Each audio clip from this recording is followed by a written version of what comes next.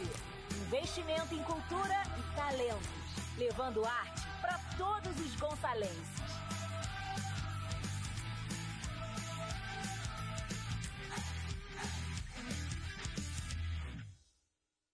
Música, arte, diversão e cultura. Muito. Pode aplaudir, pode aplaudir.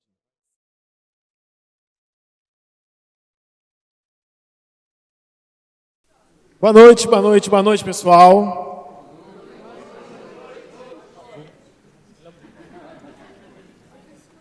Acho que eu dei boa noite informal. Boa noite. Vou colocar meus óculos, porque eu já fiz 51. Não parece. Agora sim. Boa noite. Bom, sejam bem-vindos ao Teatro Municipal de São Gonçalo.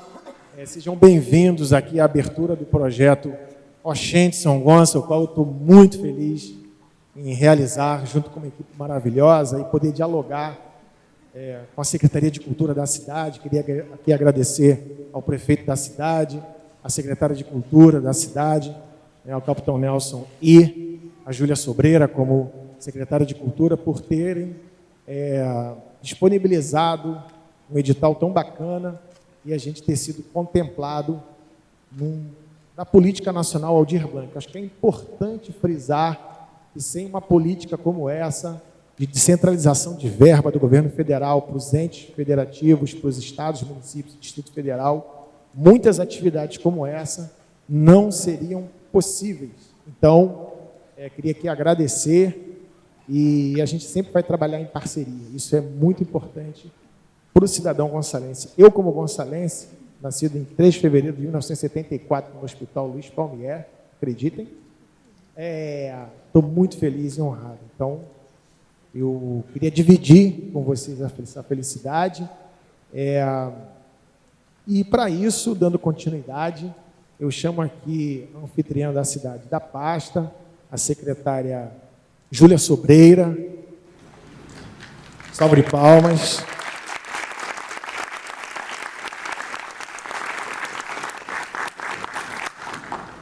Uma parceira também que a gente vem dialogando e o que a gente pode fazer, o que a gente pode melhorar, o que a gente pode esticar, o que pode mudar. E é muito bom quando a gente vai produzir cultura dentro de uma plataforma de diálogo transparente e bacana.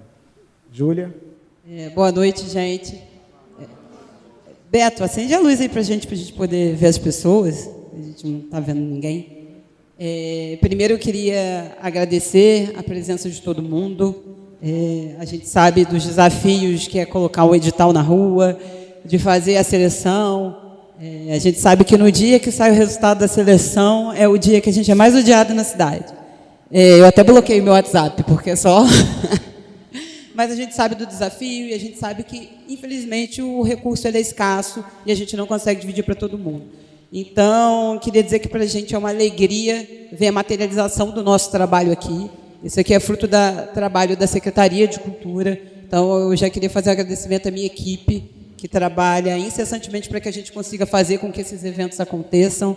Eu queria agradecer em nome, dos realizadores, do Vinícius, que está trazendo esse festival para cá, que é um parceiro, que a gente fez tudo com muito diálogo, com muita troca, né, Vinícius? O tempo inteiro a gente pensando o que pode ser mais legal, como é que a gente pode ampliar, como é que a gente pode fazer também dos eventos da cidade que eles sejam um espaço para reflexão, e é isso que a gente vem fazer aqui hoje. Então, hoje tem a presença do Simas, também queria agradecer, Simas, muito obrigada por estar aqui. Acho que São Gonçalo precisa disso, São Gonçalo a gente precisa trocar, a gente precisa construir mais do que isso, a gente precisa entender as festas, a importância delas, como que a gente constrói também uma economia através da cultura, e esse é um papel também da Secretaria, o tanto que a gente faz de dinheiro circular.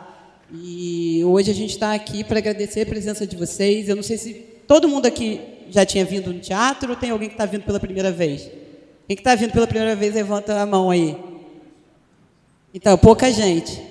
A grande maioria nunca veio aqui. Pouca gente, porque eu disse, porque eu sempre faço essa pergunta, então tem pouca gente que está me vendo repetir isso, me ouvindo. Então, esse espaço é de vocês.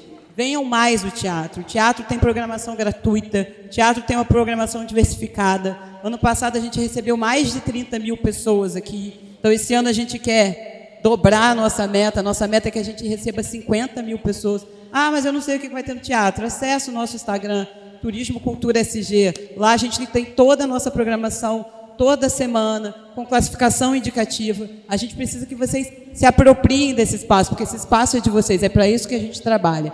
Então, muito obrigada, eu estou muito feliz em ver muitos rostos conhecidos aqui na plateia, pessoas que eu sou fã, assim, eu fico até nervosa falando, porque tem referências para mim hoje que estão na plateia. Então, ver essas referências aqui vindo ao teatro e, de alguma forma, consumindo o trabalho que a gente tem feito, me deixa muito feliz. Então, eu acho que hoje a noite é do Simas, a noite é do seu Zé Salvador, eu estou aqui, a noite é do Vinícius. Vinícius, obrigada mais uma vez.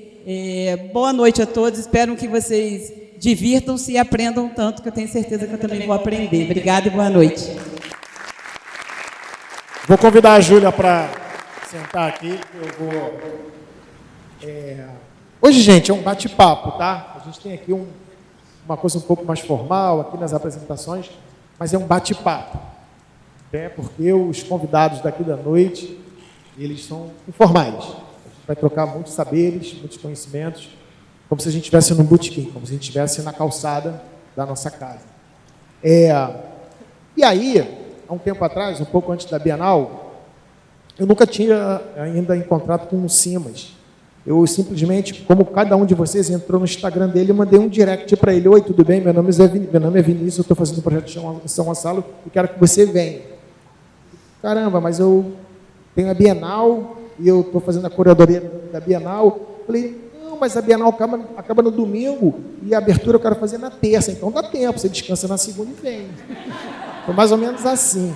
E aí a gente começou um diálogo, a assessoria entrou em contato e a gente foi. Então, é importante dizer para vocês como é que foi. Ah, o Vinícius, né, trouxe o Simas. Eu falei, não, eu sou um fã lá curioso que entrei no direct, enchi o saco dele e ele veio.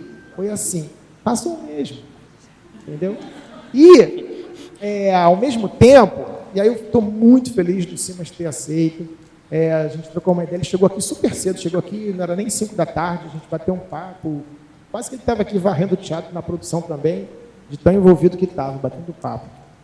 Mas não dava também para trazer o Simas, que é um poço de conhecimento, um cara que está estourando aí, quando se fala em cultura popular brasileira, quando fala sobre os santos juninos, os festejos, as fogueiras, as encruzilhadas, os povos da rua, os povos do terreiro.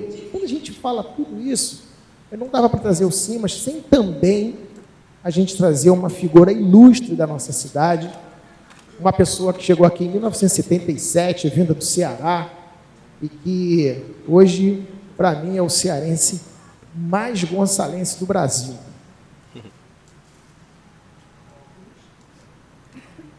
A Dalmas e Dalmas e o Projeto Oxente São Gonça tem a honra de homenagear no dia 24 de junho de 2025, dia de São João, no palco do Teatro Municipal de São Gonçalo, Zé Salvador.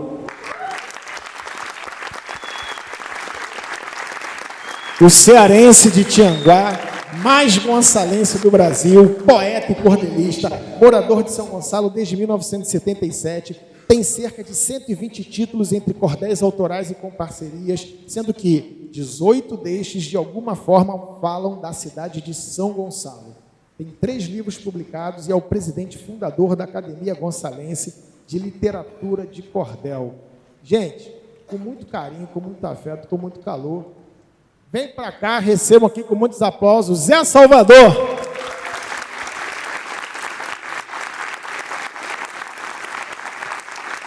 Peço aqui para a Júlia entregar essa singela homenagem.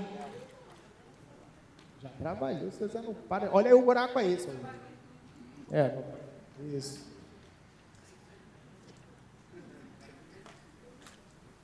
Mostra o quadrinho para o pessoal, olha. Salva de palmas para o seu Zé.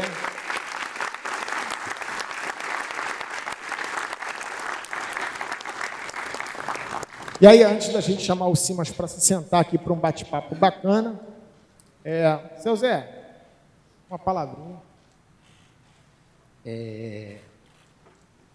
Sinceridade, eu não sou muito de ficar nervoso quando eu vou falar, não. Mas hoje eu estou nervoso, desculpa.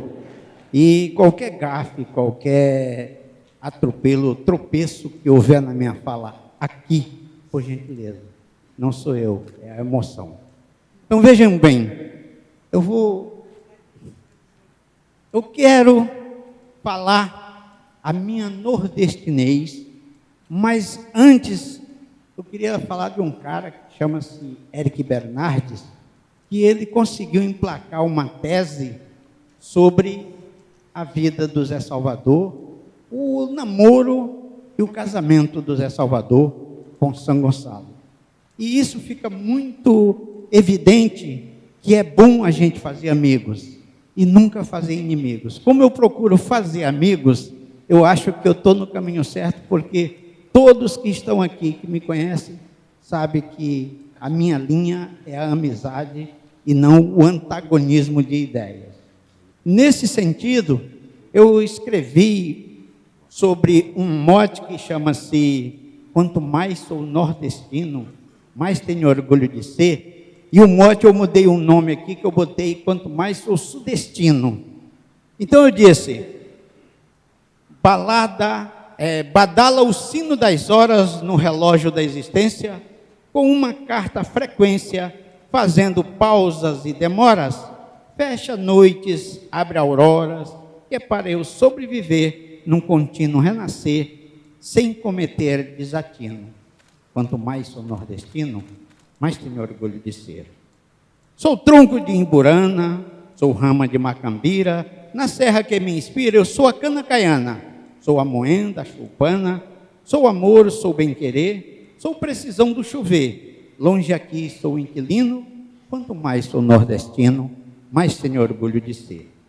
Na vida eu fiz coivara e puxei cobra para os pés, eu sou mais um dos Zés, que a vida bate com vara. A minha história é clara, da vara tentei correr, só queria sobreviver, não quis mudar o destino. Quanto mais sou nordestino, mais tenho orgulho de ser. Não sou um cabra gabola, mas sirvo bem a que sei. Bem pouquinho eu estudei quando frequentava a escola. Trago ao saber na cachola, tive a força que aprender, pois foi assim, sem querer, quando eu ainda era menino. Quanto mais sou nordestino, mais tenho orgulho de ser. Não sou de chorar miséria, menos de destruir fartura. A vida deu-me estrutura, sabendo que a coisa é séria. Não pedi tempo com féria.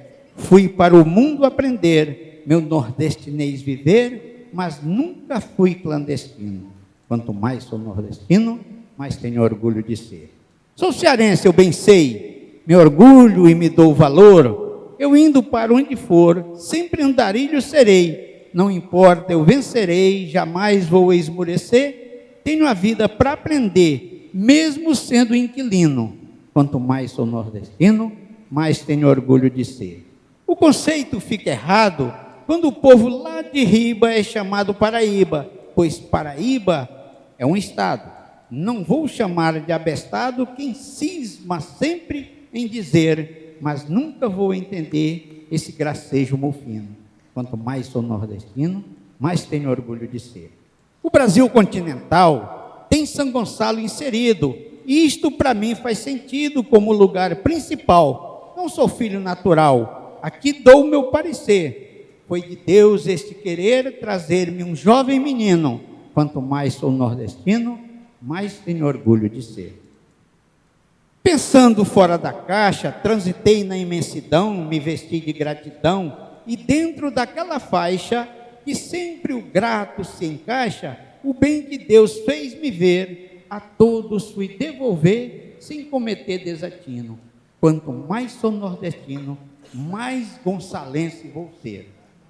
No DNA eu trago a minha nordestinez, mas minha vida se fez com um trabalho que foi pago, e São Gonçalo eu sufrago, com amor por eu poder criar meus filhos, viver quase igual um paladino. Quanto mais sou nordestino, mais tenho orgulho de ser. Sou gonçalense adotivo, para provar meu argumento, foi lavrado um documento, ação do Legislativo, que deu-me orgulho e motivo para duplo gentil ter, bater no peito e dizer: cumprirei o meu destino. Quanto mais sou nordestino, mais tenho orgulho de ser. Não esqueci meu torrão. Bem jovem saí de lá e vim para as bandas de cá, procurando diversão. Reparti meu coração, vim mais para conhecer. Fiquei para me abastecer, sentei no chão sudestino. Sou ainda um nordestino, gonçalense para viver. Gente, eu ia pedir ao Dalmas para me dar um minutinho só. E esse minuto é para dizer o quão é grande a minha gratidão por São Gonçalo. O quão eu acho e devo dizer que em todo e qualquer lugar do estado do Rio de Janeiro que eu estou, eu me declaro gonçalense. E digo mais, eu posso falar mal de São Gonçalo, mas você não pode, porque você não é de lá. E isso me deixa triste quando alguém diz, aliás, filhos naturais, que é de Niterói. Eu digo que esse moço que diz isso não aprendeu nem geografia. Então, o que eu quero dizer com isso é que nós temos que ser gratos, e a minha gratidão é maior por eu ter constituído uma bela família da qual eu tenho um maior orgulho, e constituído uma pleiade de amigos, seletivamente falando, de poetas. Nós somos não um celeiro, nós somos um criadouro de artistas, e esse criadouro, ele é efervescente. Vão-se alguns para o plano superior e outros surgem do limbo dos que ainda não nasceram. E aqui, São Gonçalo é exatamente um criadouro. Quando eu falo de criadouro, é porque a gente ouve muito que é um celeiro. Celeiro se guarda, e aqui se cria. Nesse sentido, eu quero agradecer à secretária, até porque eu já posso dizer isso, pessoal, olha que orgulho eu tenho. Eu fui colega na secretaria, ela minha chefe, mas eu fui colega dela, porque eu era da secretaria. E esse cara que, pasmem, ele está fazendo essa homenagem, mas ele não me conhecia. E por ele, eu digo pessoalmente, por ele, é tão bom quando a gente recebe uma homenagem, e essa homenagem vem de uma pessoa que não conhece o autor dessa homenagem, o recebedor dessa homenagem, mas conhece sua obra. E para ele falar o que ele falou aqui, de alguma forma ele deu alguma coisa minha. Quero dizer que aqui na plateia está o meu filho, Mohandas, que é professor do Estado, minha esposa, e lá em cima eu tenho um grande amigo que chama-se Ian Medeiros. Esse é o cara. Muito obrigado, Deus abençoe por isso, e que isso permaneça no coração de vocês, a paixão por ser gonçalino. Muito obrigado.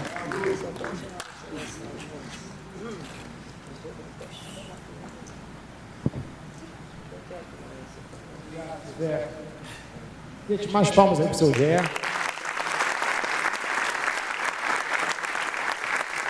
Senta nesse botiquinho aí, Júlio. Senta aí. Então, chegou a hora da gente chamar o convidado da noite, um dos convidados da noite, e para a gente bater aquele papo de delongas. Vem aí, Luiz Antônio Simas, para os aplausos aí, galera.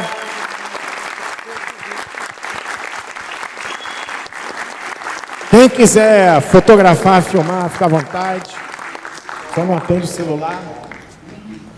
Legal.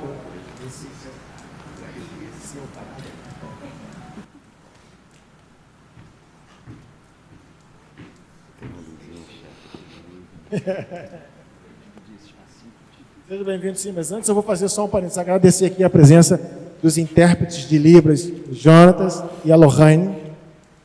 O Jonatas é um amigo querido, já viajamos o mundo fazendo espetáculo, é o intérprete de Libras da TV Brasil, um cara dispensa comentários, e a Lohane também vinda com ele. Então é importante valorizar esses profissionais, a gente ter aqui um evento acessível. Simas, vamos sentar aí. O microfone é teu. Alô, alô. Alô, alô. E aí? Boa noite. Santos Junino. O negócio é o seguinte, a gente vai bater um papo. Tu vai falando, a Júlia pode interromper, fazer uma pergunta, tu vai, a gente desenrola. E nem coragem de interromper. Eu vou.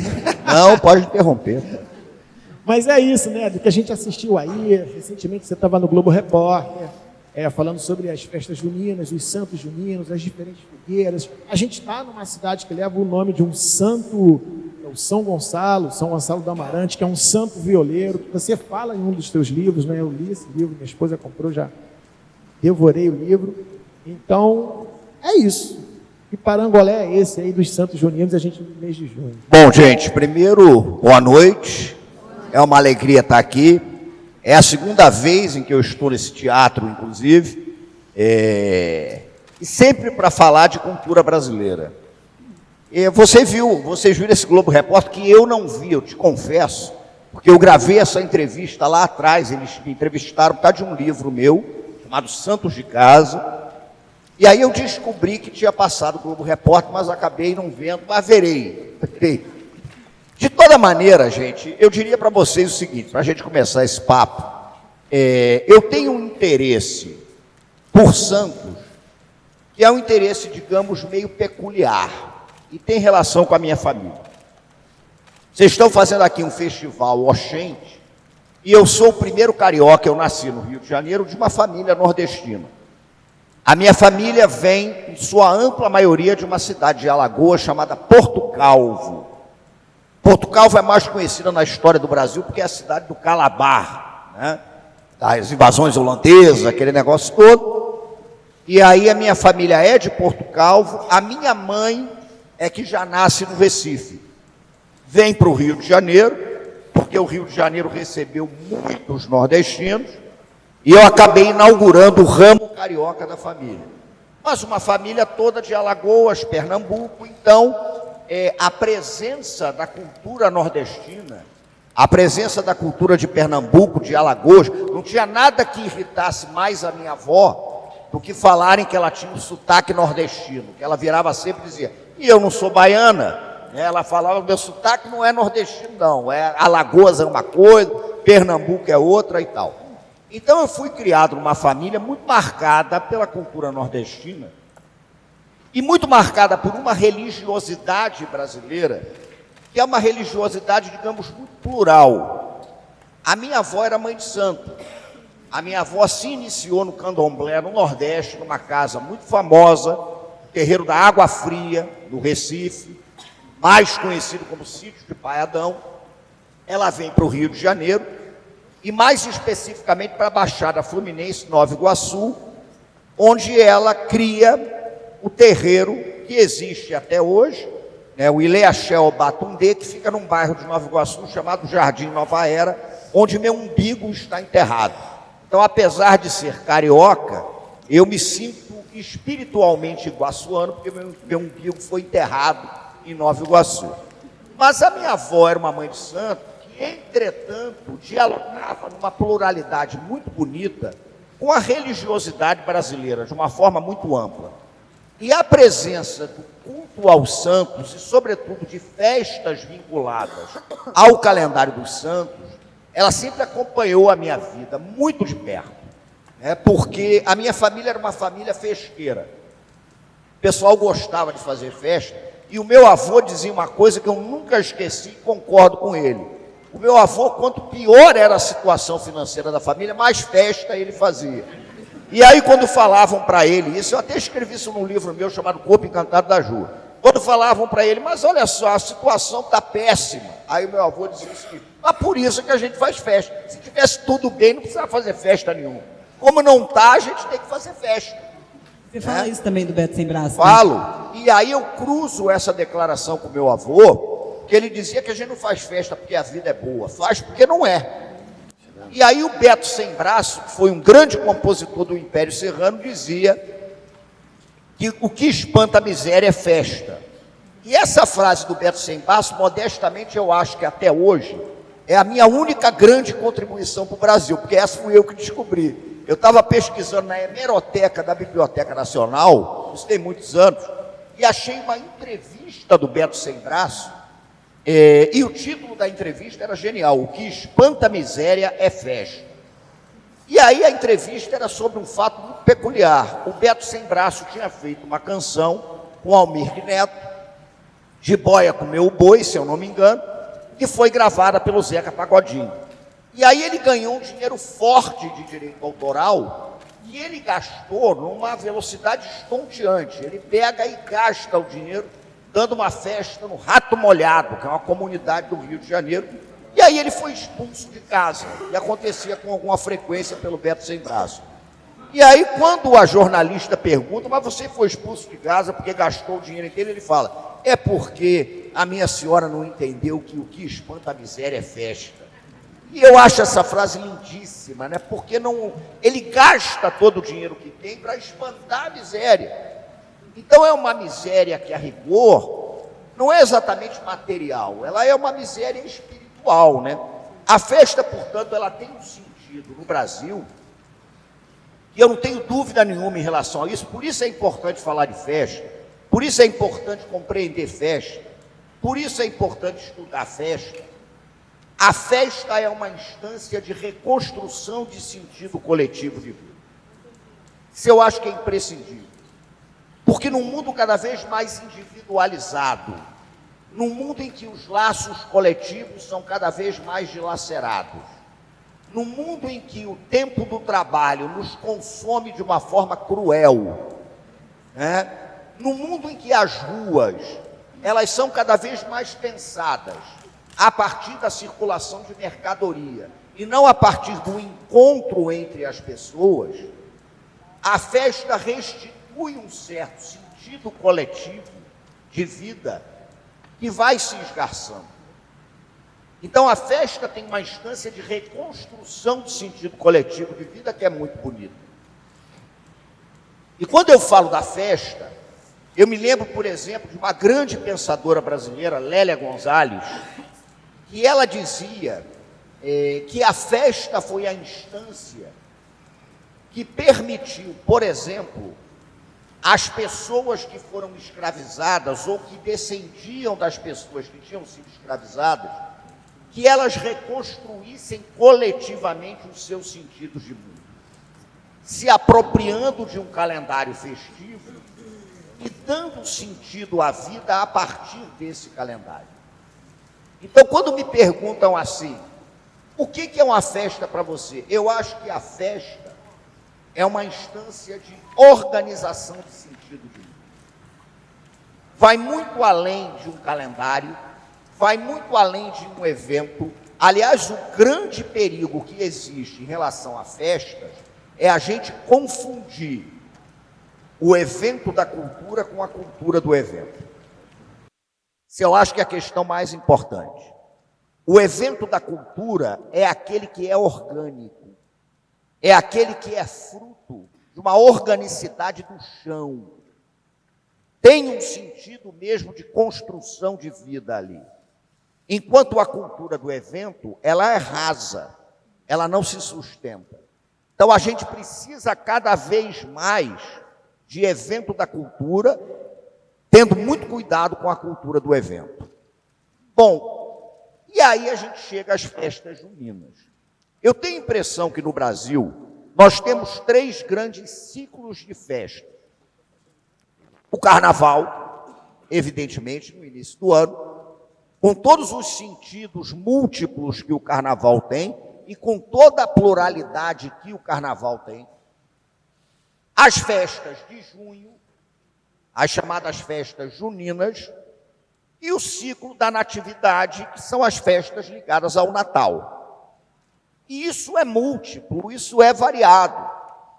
Quando você pega, por exemplo, as festas juninas, essas festas estão inseridas nos ritos de louvação aos santos, mas elas envolvem muita coisa. Elas envolvem, por exemplo, os autos de Bumba Meu Boi, muita coisa. As festas da natividade envolvem folia de reis, envolvem reinado, envolvem marujada, o romance da Nau Catarineta, tem muita coisa.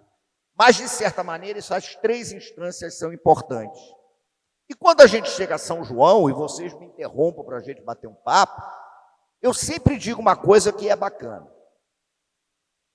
Eu não sou um sujeito interessado em entender por que é que a igreja santificou os homens. O que desperta meu interesse é entender por que é que o povo humanizou os santos. Porque esse é um jogo muito bonito. A santificação dos homens é uma coisa, a humanização dos santos é outra coisa. E quando a gente pega esses santos de junho, Santo Antônio, aliás, eu quero dizer que São Gonçalo do Amarante é meu santo predileto. Eu tenho, inclusive, um pequeno altar a São Gonçalo do Amarante em casa. E acho que a dança de São Gonçalo, e quem quiser assistir uma belíssima dança de São Gonçalo, o Centro Brasileiro da Cultura de São Gonçalo do Amarante é Sergipe. Sobretudo uma cidade chamada Laranjeiras, é um povoado da Muçuca, onde a dança de São Gonçalo é belíssima. São Gonçalo do Amarante é o violeiro de Cristo, né? Tem uma história absolutamente fascinante. Mas, enfim, não é ele o tema. Não, mas eu acho que sim, mas que a gente pode falar de São Gonçalo. Mesmo São Gonçalo? O tema. Olha, São então, Gonçalo eu falo do que tema vocês pra gente. quiserem. Santo é um dos meus assuntos prediletos.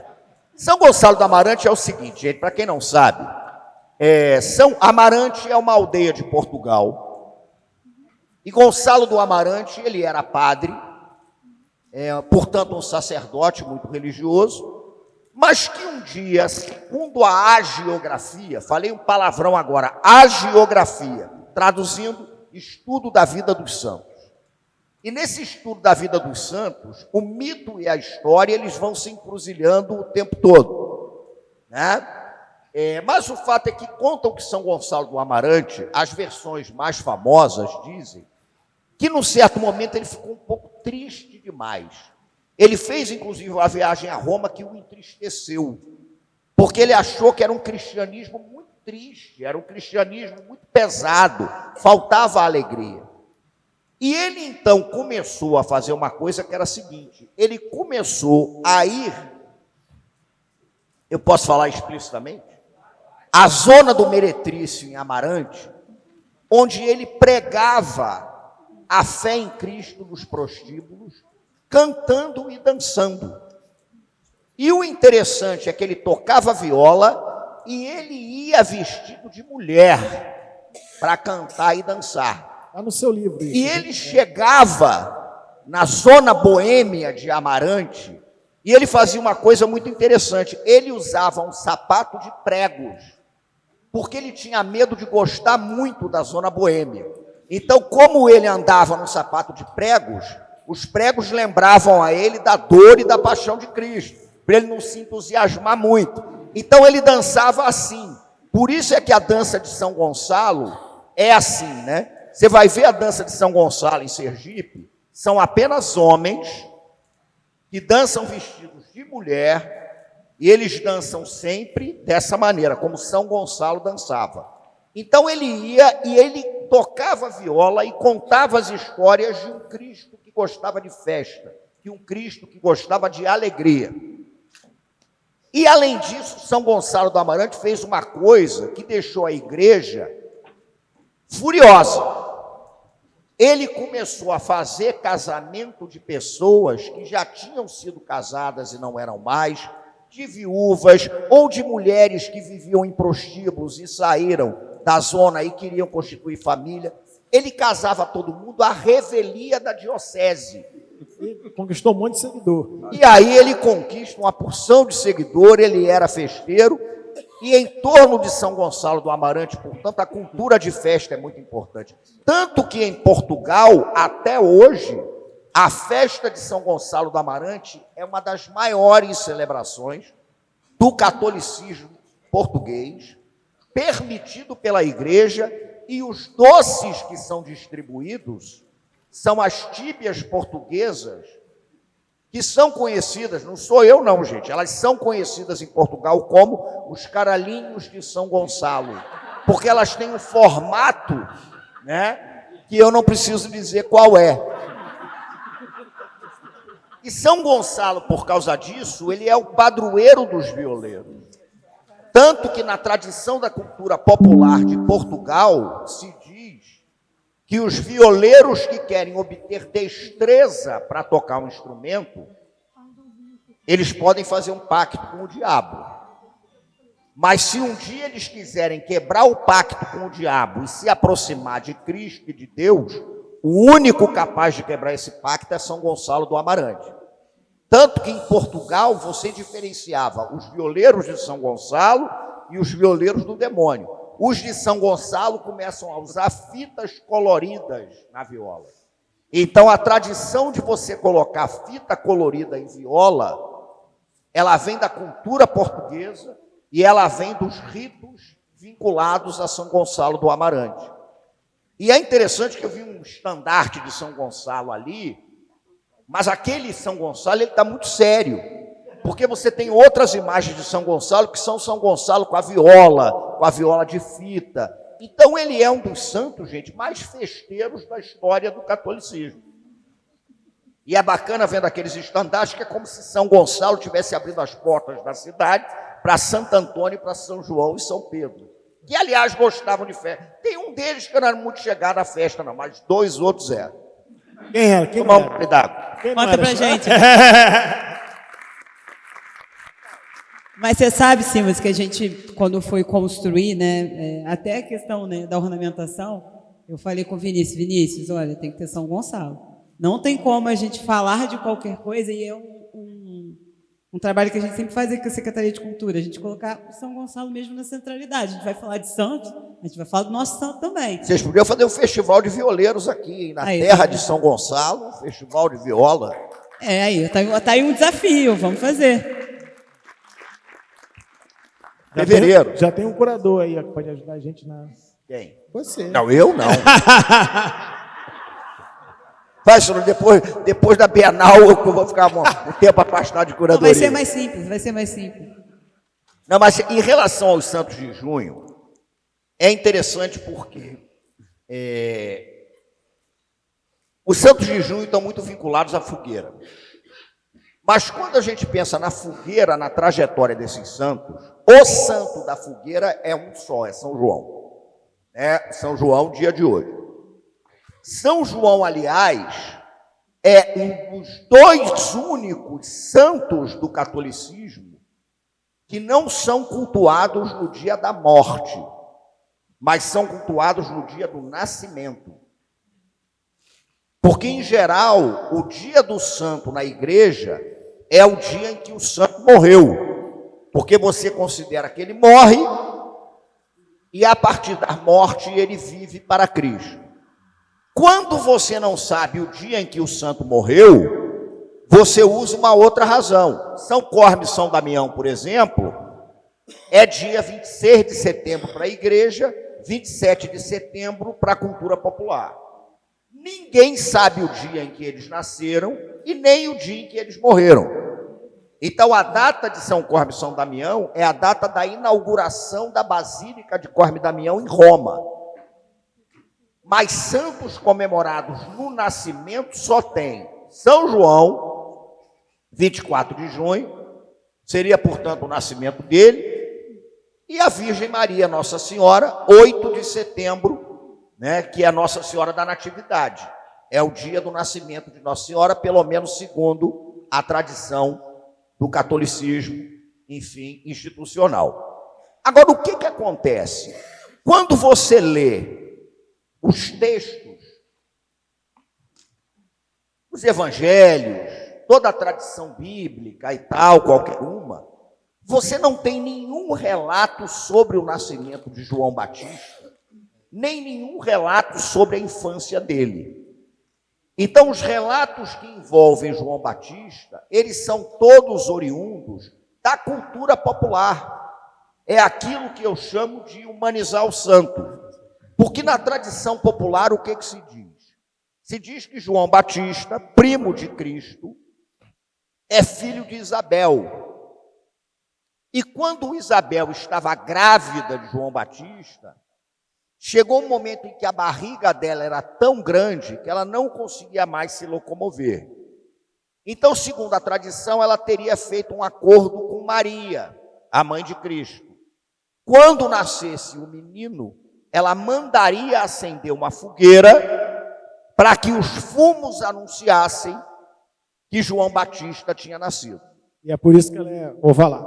E é por isso que se acende fogueira no dia do nascimento de São João, e é por isso que na tradição antiga que está se perdendo, a fogueira de São João, ela tem uma base ovalada, porque é uma base que lembra da barriga da gravidez de Isabel. Por isso, quando você vai acender fogueira para São João, hoje não, hoje o cara bota tudo quanto é lenha ali, da maneira que quiser e acende, mas a tradição mandava a fogueira ser uma fogueira com uma base mais ovalada.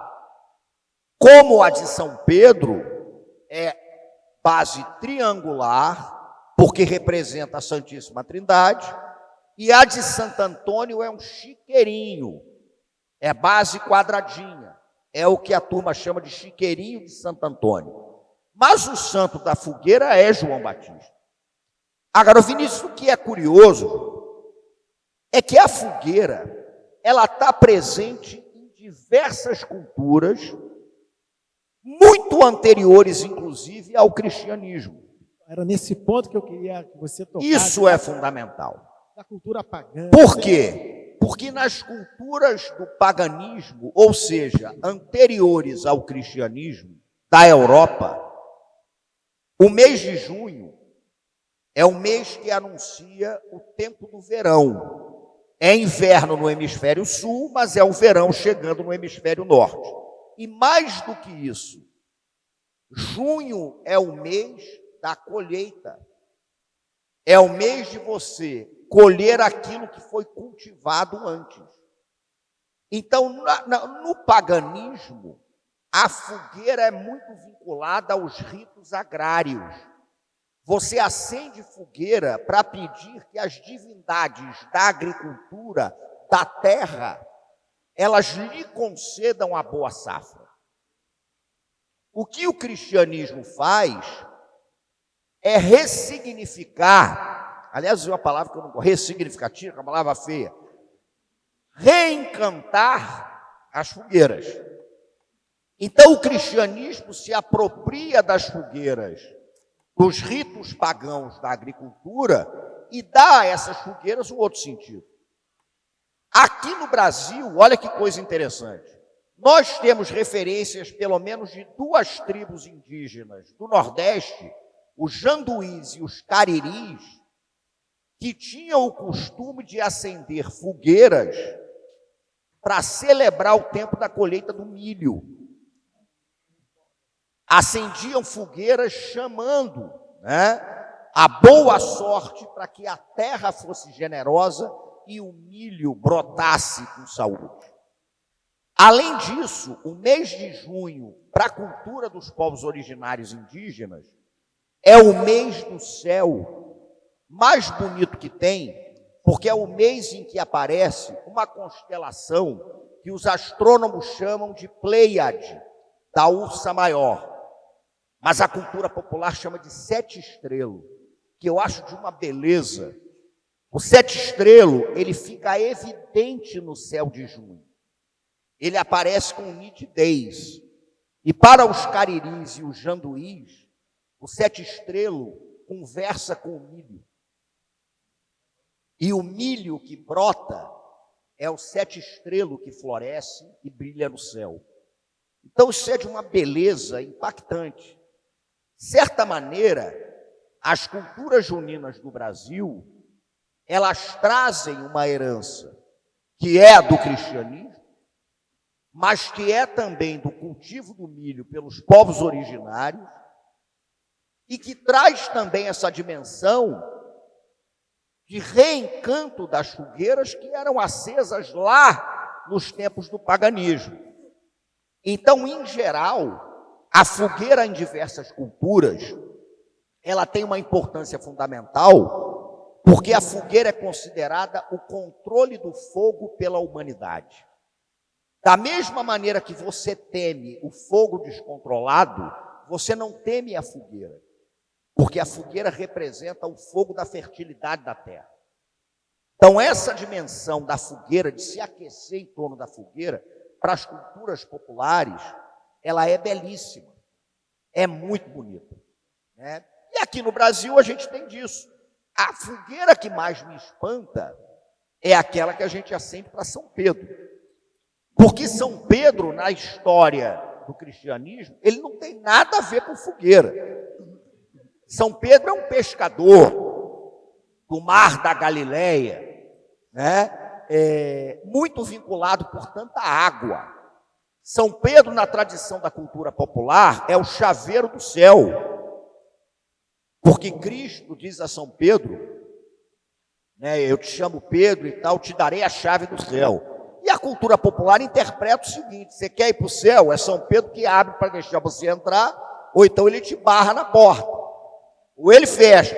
Eu me lembro que minha avó, quando a gente estava em Nova Era, em Nova Iguaçu, e caíam aquelas chuvas impactantes com trovão e o cacete a quatro, a minha avó, para acalmar a garotada, dizia: é São Pedro lavando o céu.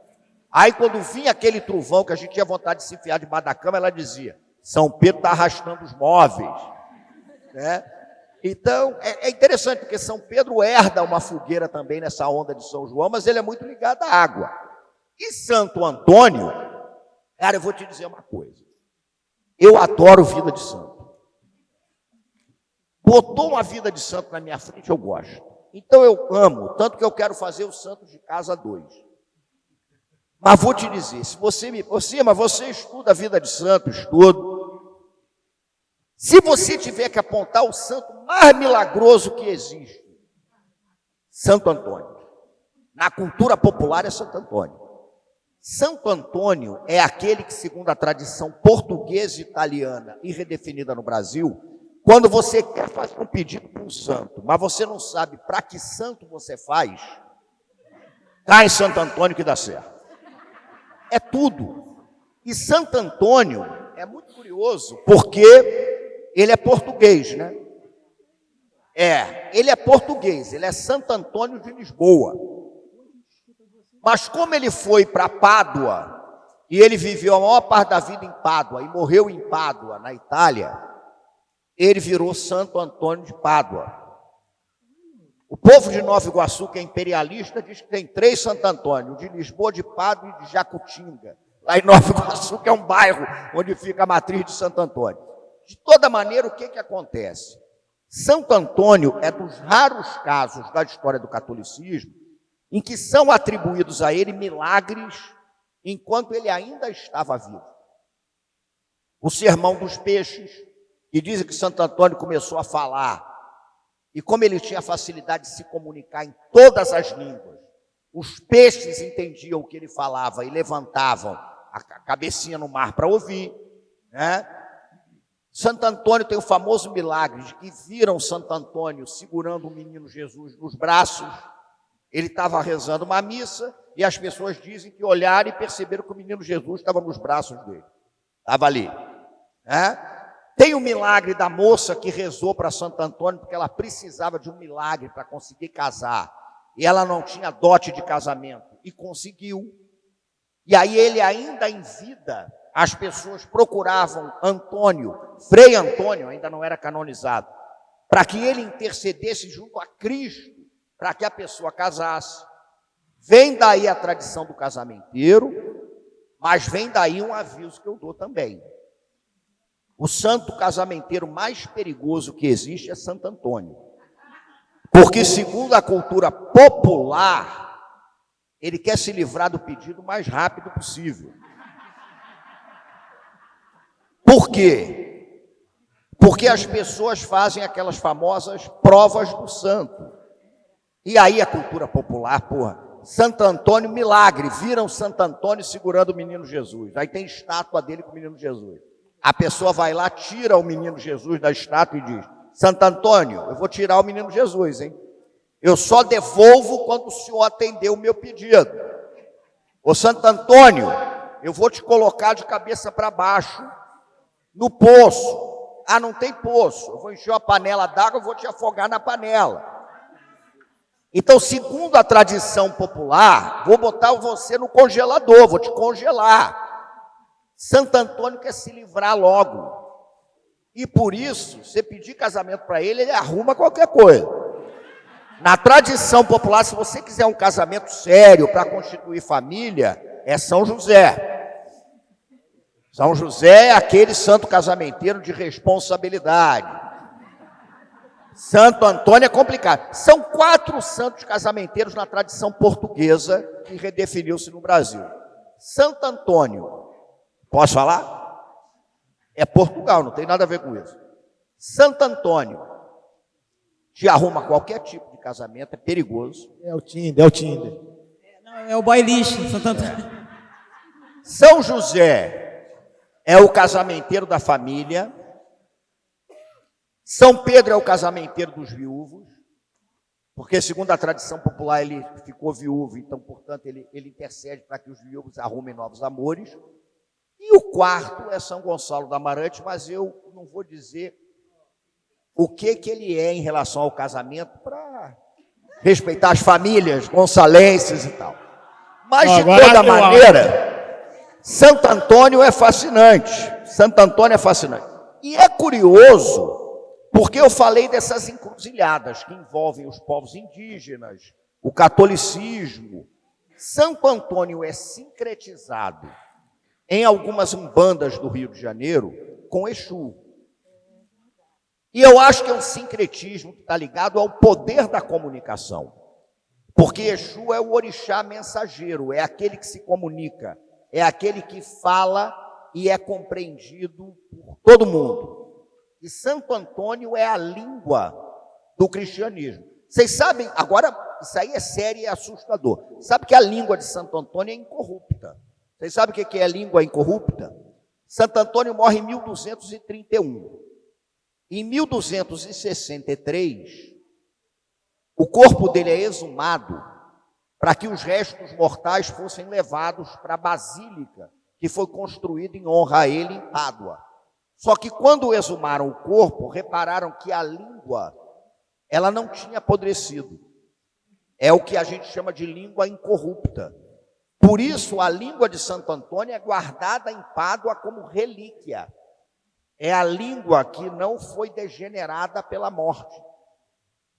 Aí você pergunta, você acredita nisso? Não acredita? Eu sempre cito Jorge de Lima, um grande poeta. Um verso do Invenção de Orfeu, que ele diz o seguinte. Esse verso é bonito, hein? Milagre é mentira para quem não crê. É o milagre para quem sofreu. Né? Então eu vou com o Jorge. Você acredita? A mentira para quem não crê é o milagre para quem sofreu. Jorge de Lima me tira dessa disputa. De toda maneira, é a língua incorrupta. Eu só vou dizer uma coisa, esse sincretismo. Eu não imagino alguém pegando Exu e botando no congelador de cabeça para baixo. De toda maneira, ele é brincalhão. Mas essas culturas festeiras, elas estão aí. E é interessante, agora falando especificamente sobre São João, o que mais me instiga, e aí vocês podem perguntar, enfim, porque eu quando emendo esse papo, sou papo de baia, eu vou falando. O que eu acho mais bonito de São João é que em todos os textos sagrados, ele não aparece como uma criança. São João Batista é um profeta, é aquele que batiza Cristo. Ele era conhecido como profeta que nunca sorria. Ele é aquele que se envolve numa intriga com Herodes, com Salomé, acaba morrendo decapitado. Ele batiza Cristo no Jordão, daí a expressão batizado, porque o nome dele era Batista, João Batista. Não confundir com João Evangelista, o apóstolo da Santa Ceia, que escreveu o Apocalipse, esse é o Batista. Mas é muito interessante, porque é a cultura popular que transforma um personagem adulto, sério, virulento, no São Joãozinho, que tem um carneirinho no colo. Isso é muito bonito. Esse São João do estandarte é o São João do povo. Porque é o São João de cabelo encaracolado, É o São João que traz no colo Jesus Cristo, aquele cordeirinho. Hoje, por exemplo, eu vi uma obra de um artista belíssimo, do São João, com um cachorrinho no colo. Eu falei, eu achei bonito, mas vocês estão esquecendo o que é o cordeiro. Cordeiro de Deus. O cordeiro é o Cristo. Então, quem São João está segurando ali é o cordeiro de Deus, é Cristo, né? E esse São João infantil é um São João da tradição popular. Eu acho que tem a ver com o fato dele não ser celebrado na morte, mas ser celebrado no nascimento. Aliás, vocês já repararam que coisa bonita?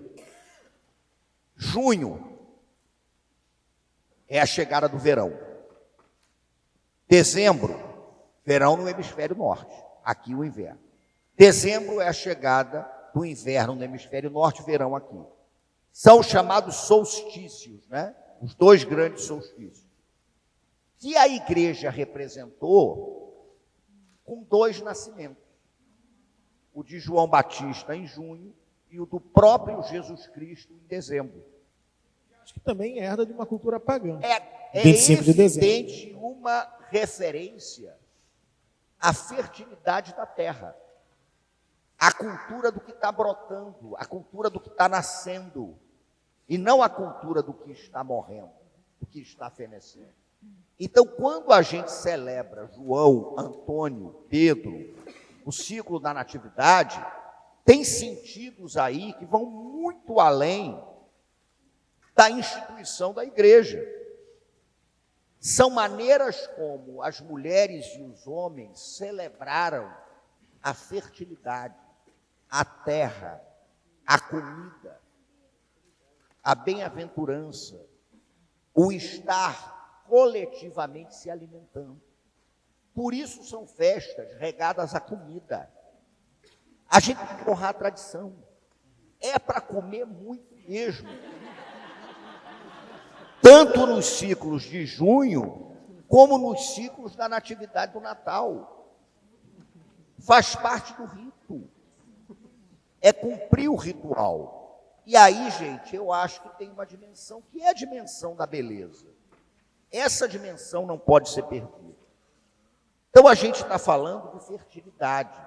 A gente está falando de alimento. A gente está falando de renovação do sentido da vida. É de tudo isso que a gente está falando.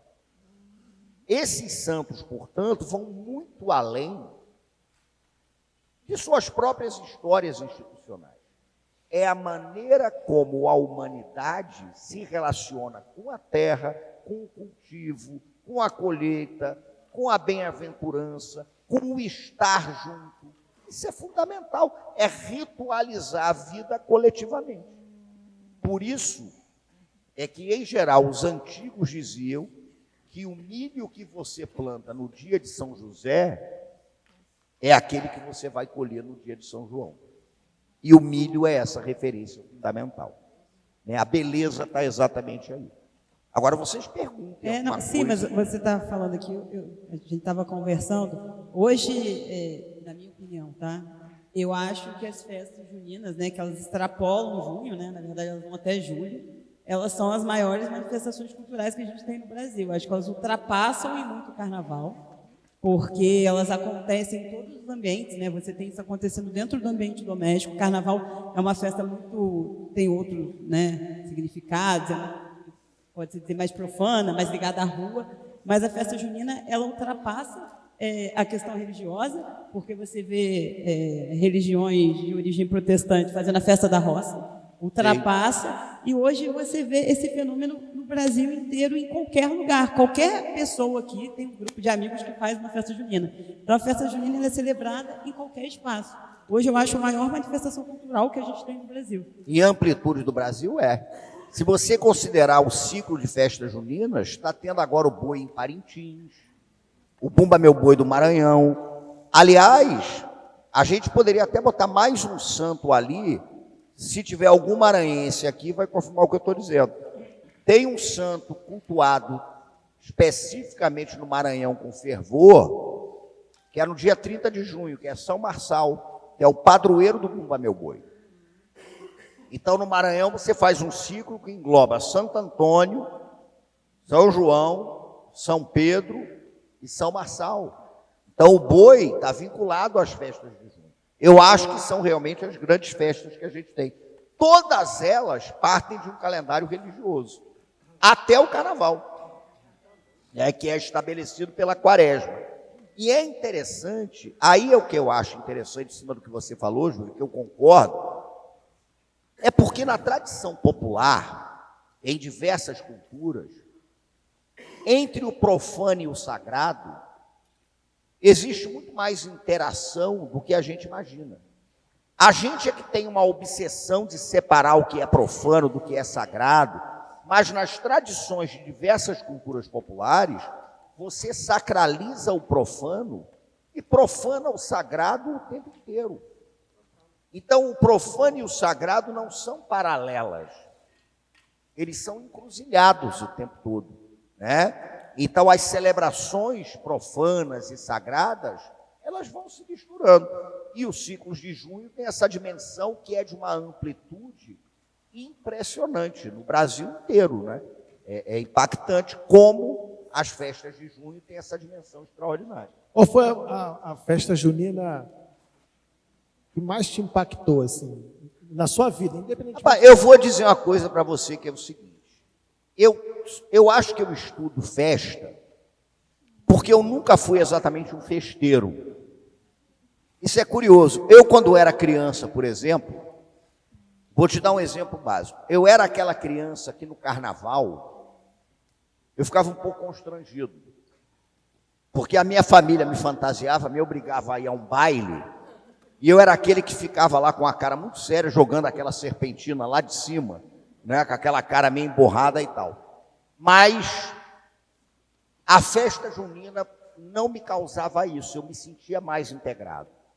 A festa junina, que eu tenho uma lembrança muito forte na minha vida, ela aconteceu no Rio de Janeiro, eu era muito novo, ela aconteceu em Jacarepaguá, num subbairro de Jacarepaguá chamado Jardim Clarice, porque havia uma comunidade nordestina muito forte. O meu pai conhecia o pessoal, a minha avó conhecia, meu avô conhecia e tal, e foi uma festa junina que alumbrou a minha infância, porque tinha muito balão japonês, né? Na época você soltava muito balão japonês, o pessoal tinha o hábito de pular fogueira, e foi a primeira festa junina que eu me lembre na minha vida que teve um trio que tocava música junina. Um trio clássico, né? Aquele power trio, formado pelo zabumba, a sanfona e o triângulo. E eu sempre fui um sujeito que escutei mais do que vi. Eu não sou muito bom de ver o mundo, mas eu sou bom de escutar. Até porque eu tenho, de infância, glaucoma. Eu não tenho visão paralela. Por isso que eu tenho que ficar olhando para você, porque eu não consigo. Pelo menos isso me traz um benefício. Eu sou proibido de dirigir, nem carteira de motorista eu tenho. Mas eu acho que o problema da visão aguçou a minha audição. Então, o que eu mais lembro dessa festa junina são os balões e tal, mas é uma música. Foi a primeira vez que eu ouvi uma música que é Petrolina Juazeiro, do Jorge de Altinho. E é uma lembrança nítida que eu tenho da minha infância. Isso é impressionante. Aliás, eu vou mais longe. É a primeira vez, é a primeira lembrança que eu tenho de ter escutado uma música e ter guardado. É curioso porque eu estou muito inserido na cultura do samba. Mas quando eu rememoro a minha infância, eu acho que isso realmente aconteceu. Eu falo eu acho porque eu estou lembrando das aventuras de Tom Sawyer e do Mark Twain, o autor, que no final da vida disse o seguinte: o problema é que eu cheguei no ponto da minha vida que eu só me lembro do que não aconteceu. Mas eu me lembro daquela coisa de, né, as margens do São Francisco nasceu a beleza e a natureza ela contemplou.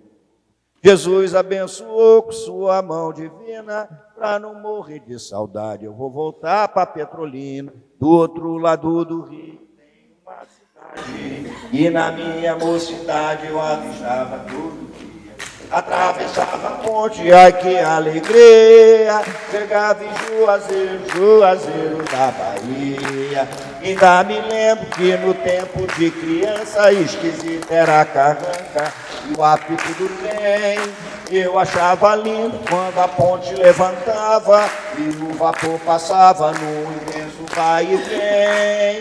Petrolina, Juazeiro, Juazeiro, Petrolina, todas duas eu acho uma coisa linda, eu gosto de Juazeiro, mas adoro Petrolina, eu gosto de Juazeiro, adoro Petrolina, eu gosto de Juazeiro, mas adoro Petrolina. Eu tenho para mim que foi a primeira canção que eu escutei na minha vida. Então a minha lembrança mais profunda de festa junina, ela é mais sonora do que exatamente visual. Perguntas? É isso que eu ia falar. Vamos dividir o privilégio aqui de fazer pergunta para você. Sim, mas tem uma tradição no Nordeste, e esse é sobre o casamento mesmo.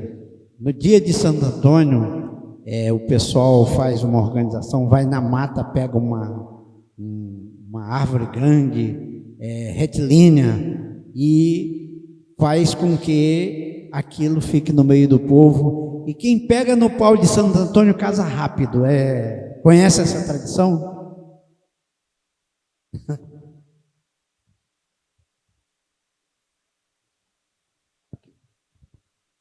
Oi. Alô? Não, foi aqui. Isso é uma coisa impressionante que o seu Zé falou, porque tem muitas tradições dos santos juninos que elas trazem uma sensualidade, né? Tem um hábito também famoso que a minha avó adorava contar, da bananeira na noite de São João, para você descobrir quem era a pessoa que ia acabar casando contigo, né? Você cravava um facão na bananeira na noite de São João, a faca.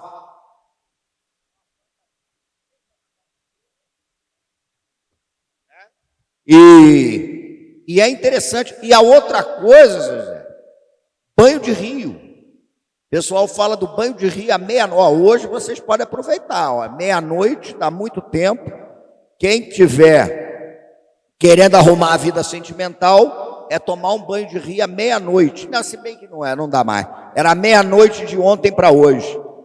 Então não adianta você se jogar no rio, não. Deixa para lá. Ano que vem você faz isso. Paulo de Santo Antônio. A ideia dessa coisa da raiz, do santo e tal, a pergunta é a seguinte: como é que você vê hoje toda essa tradição da cultura popular e essa introdução da perda da raiz, né? Essa mistura de trazer para a cultura popular a coisa mais comercial? Como é que você vê isso? Eu acho que isso é um risco permanente. Por que eu digo que é um risco permanente? Aí a gente teria que... Eu não tenho exatamente uma solução para isso, nem pretendo ter. Mas o que eu gosto sempre de lembrar do seguinte: quando a gente fala de tradição, a gente tem que evitar o risco de considerar que tradição é algo estático. A própria palavra tradição, ela vem lá do latim, né, traditius, que significa elo. Então, tradição é corrente em que você vai acrescentando elos. A tradição, portanto, ela está fincada no passado, mas com o objetivo de te colocar para frente. Eu gosto muito de usar uma metáfora que é a seguinte: eu costumo comparar a tradição com a pedra que você vai lançar para frente. Se você lança a pedra, colocando essa pedra na altura do teu ombro, ela vai cair pertinho de você. Mas se você vai lá atrás e toma um impulso, essa pedra vai muito longe. Então, quanto mais para trás você vai, mais para frente você caminha.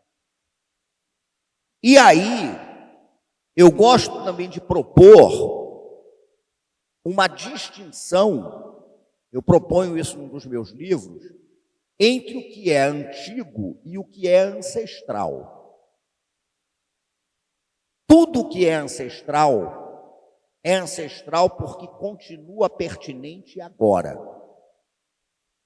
Se já não tem mais pertinência para dialogar com o presente, é antigo.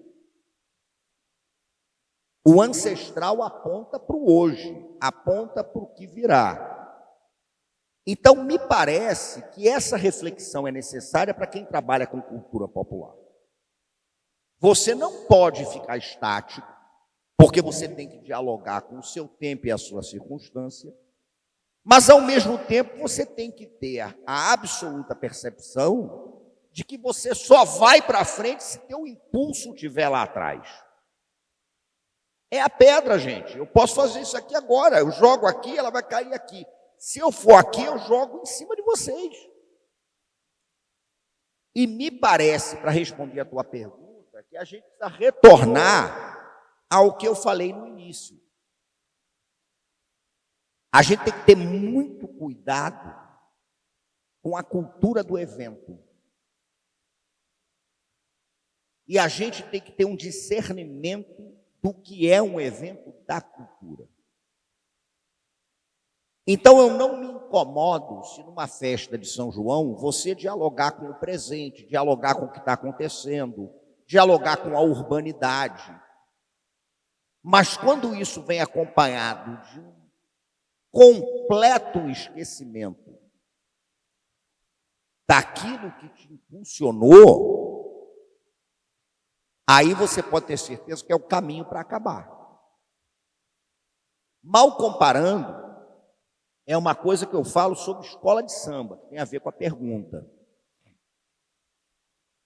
É uma frase que eu falei em uma ocasião, e é epígrafe de um livro da Raquel Valença sobre o Império Serrano, em que eu digo o seguinte: uma escola de samba, isso vale para a cultura.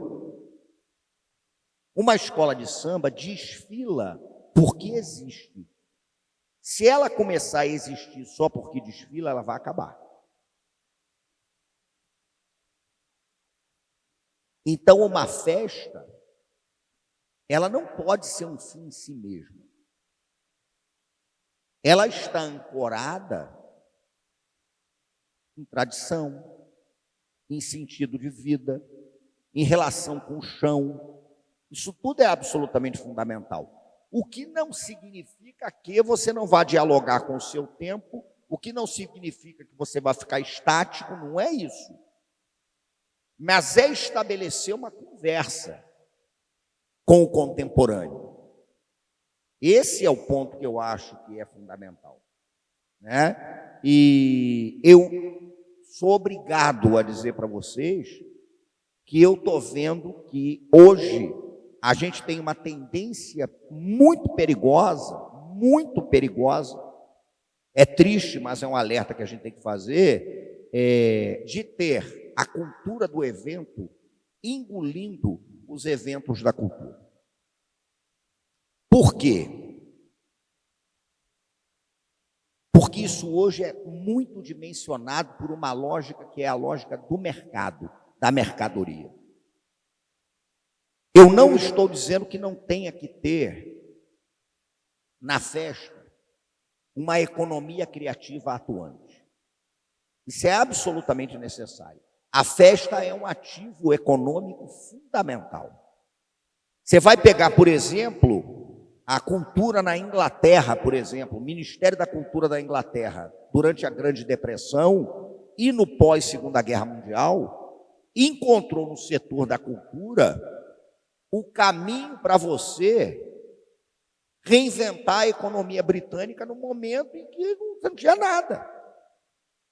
Então, a cultura emprega, a cultura mobiliza, a cultura gera ativo econômico.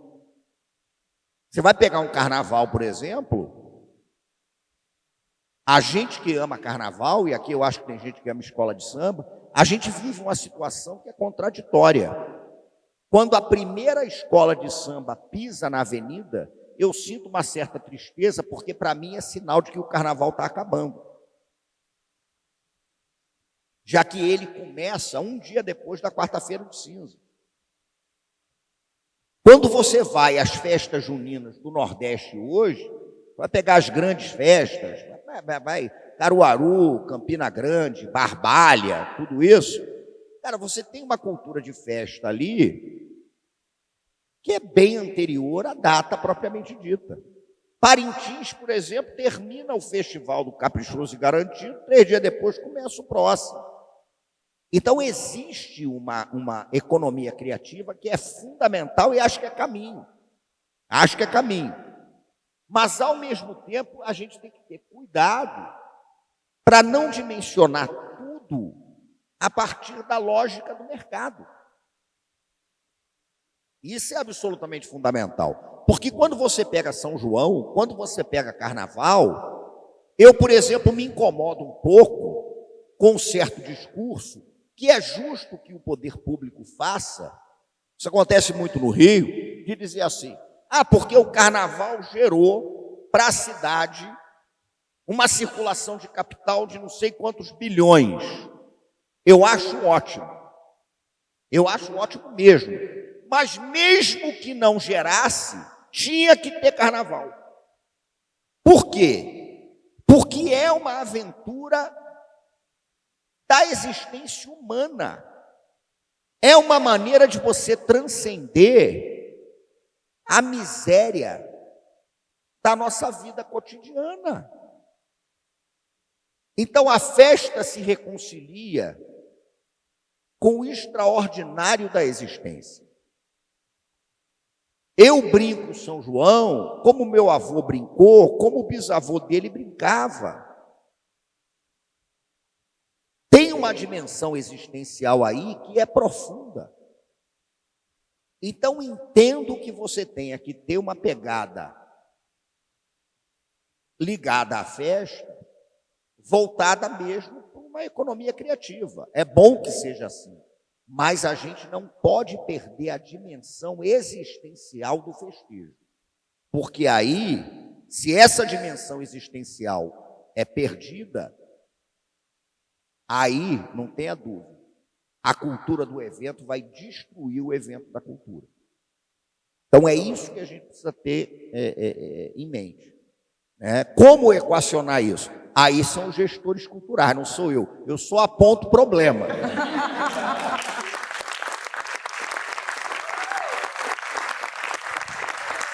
Ainda dá tempo para mais uma pergunta? Dá tempo para mais uma? Pode fazer mais uma, então, vamos lá. Tá. Eu fiquei intrigada com a questão das datas e me lembrei o quanto é difícil tentar equacionar essa dúvida que paira sobre como são marcadas as datas no calendário. Eu acredito que você possa nos ajudar a entender isso de uma maneira mais simples, né? Como é que se faz essa marcação das festas e carnaval e quarta-feira de cinzas e Páscoa e etc. Você quer que eu te diga como se calcula o carnaval? Isso. Rapaz, eu te digo. Então aproveita que se você quiser, você pode até calcular o carnaval do ano 2045. Então eu vou responder essa daqui. A questão é a seguinte. A quaresma, ela é uma criação da igreja durante o papado do Papa Urbano I, lá na Idade Média, porque ele achou que estava todo mundo pecando demais. Então ele estabelece a necessidade do jejum e da mortificação, relembrando os 40 dias em que Cristo passa no deserto tentado pelo demônio. A própria palavra quaresma vem daí. Acontece que o povo passou uma rasteira maravilhosa na igreja. Porque sabendo que todo mundo ia ter que abrir mão dos prazeres da carne durante a quaresma, as pessoas começaram a usar os dias anteriores da quaresma para quê? Para se despedir da carne. que, aliás, é em latim carnevale, a festa de despedida da carne. Né? Bom, aí vem a sua pergunta. E como o Papa estabeleceu a data da Quaresma? Ele estabeleceu a partir da Páscoa. Porque a Páscoa é calendário lunar. E o calendário lunar, ele tem uma fixidez que você consegue perceber. Então, agora eu te respondo. A Páscoa sempre cai no primeiro domingo seguinte à primeira lua cheia do outono para a gente, no hemisfério norte, primavera. Calendário lunar. O outono começa no dia 20 de março, aqui. Aí você vai no dia 20 de março e vê quando é a primeira lua cheia. O domingo seguinte sempre é o quê? A Páscoa. A Páscoa sempre cai no domingo seguinte à primeira lua cheia de outono. Sabendo qual é a data da Páscoa, é só você tirar os 47 dias da Quaresma e você vai ter a data do Carnaval. Então, o que muda a rigor é a data da Páscoa, porque a Páscoa é calendário lunar, né? A data do Carnaval é a terça-feira antes do início da Quaresma, e a Quaresma termina, a rigor, na Páscoa, né? Então, você nunca mais vai esquecer isso. Você pode chegar na sua casa agora e pegar um calendário lunar de 2136. Porque o calendário lunar, ele tem uma sequência previsível. E aí você vai ver o seguinte, bom, aqui é dia 20 de março, começou o outono. Ih, rapaz, a lua cheia vai cair aqui. Domingo é Páscoa. Tiro os dias da Quaresma e vou encontrar a data do Carnaval. É por isso que o calendário varia, né? Tem gente que quer mudar, porque às vezes o Carnaval cai muito cedo. Até para quem gosta do Carnaval como economia, as escolas de samba, por exemplo, quanto mais longe o Carnaval ficar, melhor, porque você tem mais tempo para ensaiar, para arrecadar dinheiro. Só que às vezes acontece o seguinte, 20 de março começa o outono. 2 dias depois você já tem uma lua cheia. Domingo já é a Páscoa. E aí o Carnaval é muito cedo, ele vai cair em janeiro, né? A culpada é a lua cheia. É isso aí, minha gente. Obrigado. Bom, gente, chegou ao fim. Não foi tão bom, não. Chegou ao fim. O fim aqui no palco, porque lá fora a gente vai servir um caldinho quentinho de graça, 0800. Cerveja também, se pagar. Olha a economia aí, olha o mercado aí. Não dá para inverter, o pessoal paga o caldinho e a cerveja. Seria uma boa ideia. Mas queria aqui agradecer mais uma vez a Prefeitura, a Secretaria de Cultura, a todos vocês que numa terça-feira fria, né, saíram de suas casas. Hoje a gente teve um retorno aí de mais de 20 jornais que publicaram a sua vinda para cá e a abertura desse festival, que na sua origem nem tinha esse nome festival, acabou virando festival, acho que batizado até pela própria imprensa.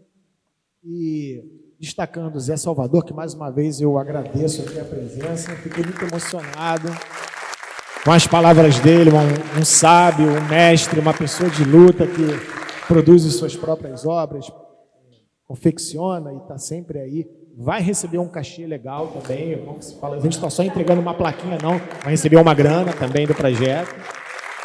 E é isso, Simas, prazer te conhecer pessoalmente e espero contar com você. Me chamem mais que eu chego rápido aqui, pô. Eu moro ali pertinho da Praça da Bandeira no Rio, já estou praticamente na subida da ponte. Valeu, gente! Ô, Vinícius! Não vamos esquecer de convidar o pessoal para 27, 28 e 29, no Centro de Tradições Nordestinas. A gente continua, né, de 18 a 1h da manhã, com exceção de domingo, que a gente tem uma programação infantil e a gente começa a partir das 15. Essa semana, sexta, sábado e domingo. Sexta, sábado e Domingo é domingo. dia de São Pedro, dia 29. Hoje é São João e domingo, Isso. dia 29, São E depois Pedro. 5 de julho. Então a gente espera lá no Centro de Tradições Nordestinas, tá? Além de vocês irem, chame uns amigos que a gente espera todo mundo lá. Ó, dia de São Pedro, quem quiser ficar bem com o santo, dia de comer peixe assado, tradição por causa do pescador da Galileia, e de tomar uma bebida caiçara, que o pessoal em Paraty e Ubatuba chama de concertada. Concertada é o seguinte, é você pegar a pior cachaça possível e consertar com as especiarias que você quiser. Essa bebida, que é da tradição dos pescadores, ela realmente é considerada a bebida do dia de São Pedro. É peixe assado com concertada. Valeu, gente. Que alegria, chegava em Juazeiro da Bahia. Ainda me lembro que no tempo de criança, esquisito era a carranca e o apito do trem. Mas achava lindo quando a ponte levantava e o vapor passava num gostoso vai e vem. Petrolina, Juazeiro, Petrolina. Todas duas eu acho uma coisa linda. Eu gosto de Juazeiro e adoro Petrolina. Eu gosto de Juazeiro e eu adoro Petrolina. Eu gosto de Juazeiro e eu adoro